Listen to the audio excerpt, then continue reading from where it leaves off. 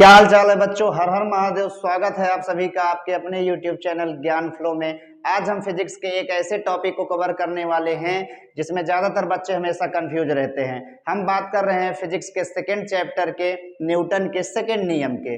First law and third law बच्चे बढ़िया समझ जाते हैं, लेकिन सेकेंड लॉ में हमेशा कंफ्यूज रहते हैं।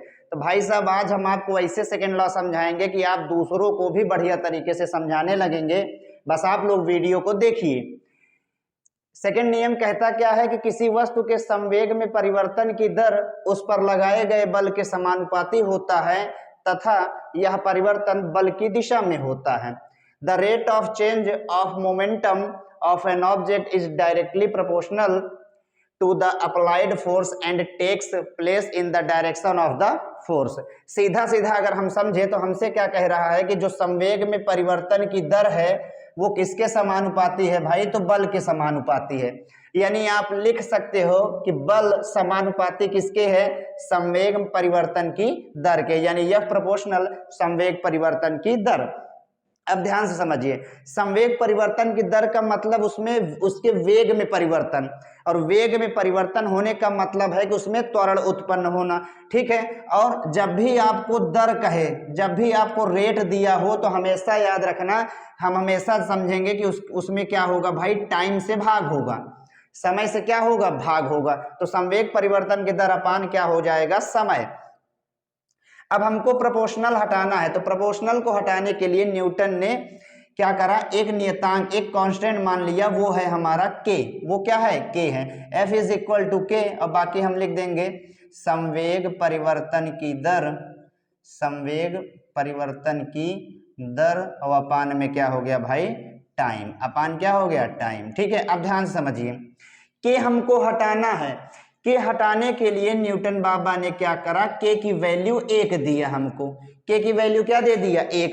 अब के की जगह जब आप रखोगे तो 1 रखने से इसमें संवेग परिवर्तन की दर अपॉन टाइम में कोई भी चेंज नहीं होगा। यानी ये हमारा हो जाएगा F बराबर संवेग परिवर्तन की दर, संवेग परिवर्तन की दर और अपॉन टाइम, बटे में क्या हो गया भाई? टाइम हो गया।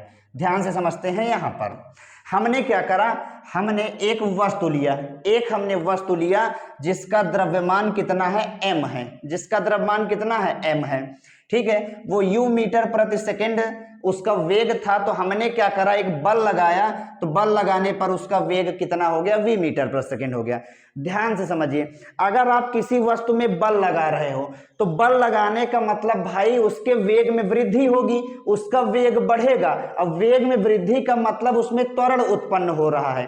वेग में वृद्धि का मतलब उसमें त्वरण उत्पन्न हो रहा है। हम ये गति चैप्टर वाले में पढ़े हैं। ठीक है। तो हमने क्या करा? m द्रव्यमान वाली वस्तु में बल लगाया। यहां देखिए, हमने बल लगाया तो उसका वेग क्या हो गया? u से v मीटर प्रति सेकेंड हो गया, यानी उसके वेग में वृद्धि हुई। संवेग कहता क्या है? संवेग कहता है भाई, संवेग क्या होता है? द्रव्यमान और वेग का गुणनफल होता है। संवेग क्या होता है? द्रव्यमान और वेग का गुणनफल होता है। तो वस्तु का द्रव्यमान m है और उसका वेग u है, यानी आप इसको क्या कह सकते हैं? mu। क्या कह सकते हैं? mu। पहले वस्तु यहां थी तब भी द्रव्यमान m था, यहां आ गई वस्तु तब भी द्रव्यमान m ही है। और संवेग होता क्या है? मास और वेग का गुणनफल, यानी ये हो जाएगा हमारा mv। क्या हो जाएगा? mv। अब त्वरण उत्पन्न होने का मतलब है, त्वरण हम जानते हैं कैसे निकालते हैं? फाइनल वेलोसिटी माइनस के इनिशियल वेलोसिटी अपॉन टाइम। ये त्वरण निकालने का फॉर्मूला है, हमने पढ़ा हुआ है। कहां पर? इसके पहले वाले यानी गति वाले चैप्टर में हमने पढ़ लिया है। वेग हमने क्या करा? वस्तु में बल लगाया, बल लगाने का मतलब उसमें त्वरण उत्पन्न हो रहा है, क्योंकि वेग में वृद्धि हो रही है। और वेग में वृद्धि मतलब त्वरण उत्पन्न, और त्वरण निकालने फॉर्मूला है फाइनल वेलोसिटी माइनस के इनिशियल वेलोसिटी अपॉन टाइम, यानी अंतिम वेग माइनस के प्रारंभिक वेग बटे समय। यानी आप इसको लिख सकते हो F बराबर संवेग परिवर्तन की दर, यानी फाइनल वेलोसिटी माइनस के इनिशियल वेलोसिटी अपॉन टाइम। हम इसको लिख सकते हैं।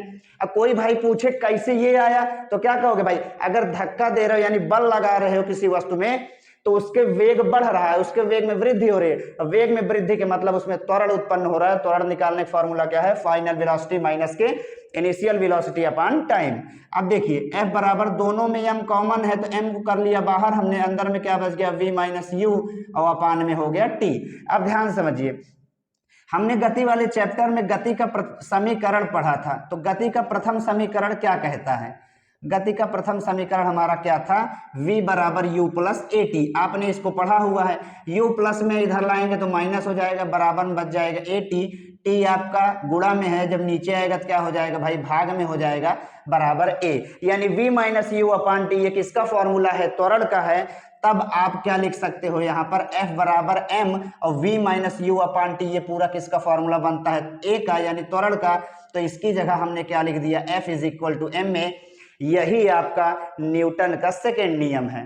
तो आपको भाई उम्मीद होगी कि आपको एकदम बढ़िया तरीके से समझ में आ गया होगा। बस इतना ही समझना है। यही प्रश्न है आपका। बल कह रहा है किसके समानुपाती है भाई? संवेग परिवर्तन की दर के। अगर संवेग में परिवर्तन की दर दिया है तो इसका मतलब टाइम से क्या हुआ भाई? दर का मतलब समय से भाग होता है। अब देखिए, प्रोपोर्शनल को हटाने के लिए हमने एक कांस्टेंट ले लिया के की वैल्यू न्यूटन ने बहुत रिसर्च करने के बाद के की वैल्यू 1 आई होगी, तो के की जगह 1 रखेंगे तो 1 रखने से मान में कोई बदलाव नहीं होता, यानी ये हो जाएगा F बराबर संवेग परिवर्तन की दर बटे समय। यहाँ हमने एक वस्तु लिया जिसका मास यानी जिसका द्रव्यमान कितना है? m है। हमने क्या करा? उस पर बल लगाया तो वो u मीटर पर सेकेंड से उसका वेग क्या हो गया? v मीटर पर सेकेंड, यानी वेग में वृद्धि। और वेग में वृद्धि का मतलब त्वरण उत्पन्न होना, और त्वरण निकालने का फॉर्मूला हमारा final velocity minus initial velocity upon time. m को कॉमन करा, v minus you upon T, ये हमारे त्वरण का फॉर्मूला होता है। तो f इज इक्वल टू क्या हो गया भाई? ma हो गया। ठीक है, तो उम्मीद है आपको भाई सेकंड नियम एकदम बढ़िया से समझ में आ गया होगा। अगर आपको फर्स्ट नियम और तीसरा नियम भैया अगर समझना है तो आप लोग कमेंट करिए, हम उसको भी एकदम अच्छे समझा देंगे विथ एग्जाम्पल। मिलते हैं नेक्स्ट वीडियो में, तब तक के लिए धन्यवाद।